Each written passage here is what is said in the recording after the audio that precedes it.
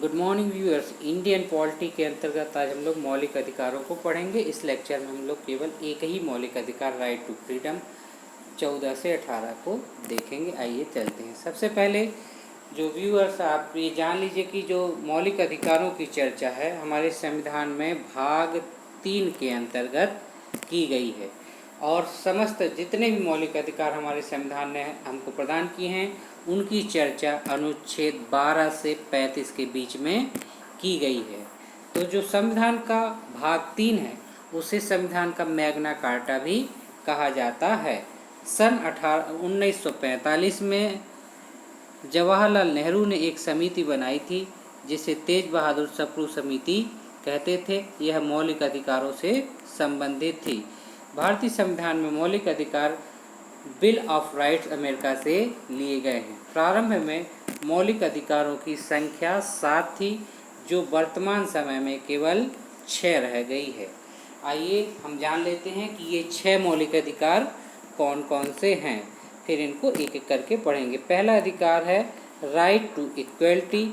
यह संविधान के 14 से 18 अनुच्छेद के अंतर्गत है। दूसरा राइट टू फ्रीडम।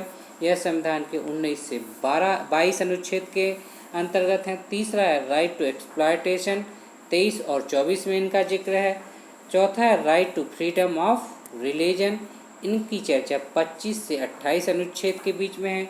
और पांचवा है right to cultural and educational. इनकी चर्चा 29 से 30 अनुच्छेद के बीच में है।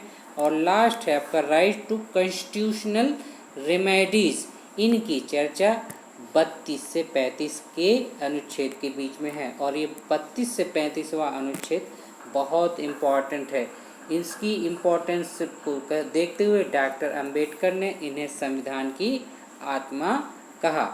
अच्छा, अब आइए हम लोग जान लेते हैं कि वे मौलिक अधिकार जो पहले भाग 3 में थे और अब नहीं हैं।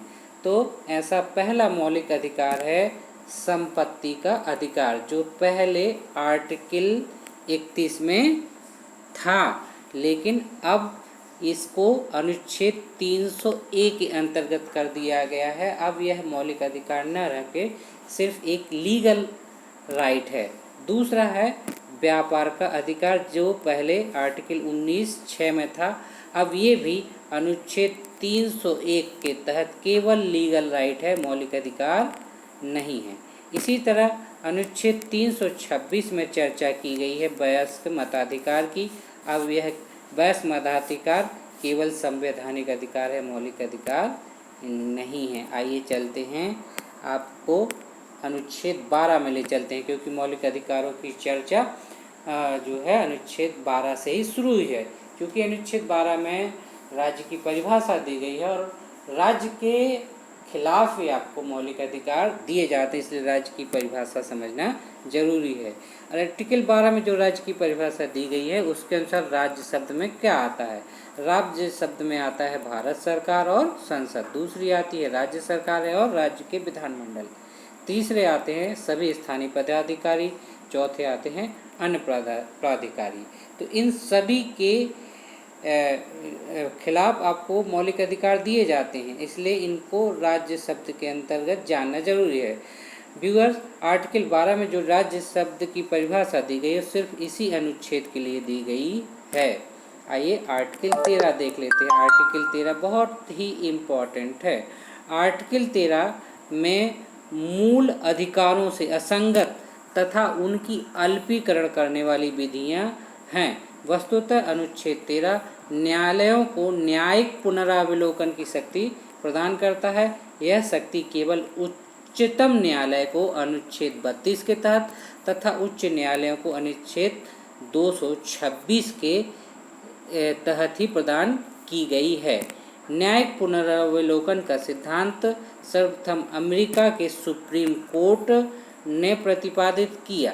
आइए अब हम लोग सबसे पहले पहला मौलिक अधिकार राइट टू इक्वलिटी या समानता का अधिकार देख लेते हैं। समानता के अधिकार की चर्चा आर्टिकल 14 से शुरू होती है। आर्टिकल 14 में विधि के समक्ष समानता के बारे में बताया गया है। भारत में जो भी नागरिक हैं वो सभी कानून के प्रति एक समान भाव उनमें होता है। इसके लिए एक एक्सेप्शन है, यानी आर्टिकल 361 के तहत भारत के राष्ट्रपति और राज्यपालों को संरक्षण प्रदान किया गया है। भारत के राष्ट्रपति और राज्यपाल अपनी पद की शक्तियों के प्रयोग और कर्तव्यों के पालन के लिए या उन शक्तियों का प्रयोग और कर्तव्यों का पालन करते हुए अपने द्वारा किए गए कार्यों या किसी कार्य के लिए किसी न्यायालय के प्रति उत्तरदायी नहीं है। यानी भारत के सभी नागरिक विधि के समक्ष समान है, लेकिन राष्ट्रपति और राज्यपालों को पद पर रहते हुए उनको छूट प्रदान की गई है। आर्टिकल 15 यानी धर्म, जाति, मूल वंश, लिंग या जन्म स्थान के आधार पर भारतीय नागरिकों में कोई भेदभाव नहीं किया जा सकता है, ऐसा हमारा आर्टिकल 15 कहता है। आइए देखते हैं आर्टिकल 16 क्या कहता है।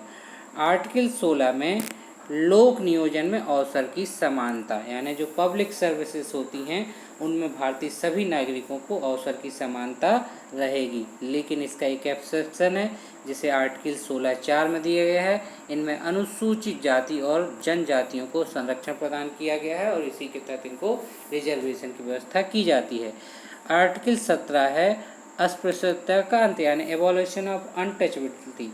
व्यूअर्स, हम जानते हैं कि हमारे देश में छुआछूत की भावना थी, उसी छुआछूत की भावना को दूर करने के लिए इस आर्टिकल को संविधान में लाया गया है।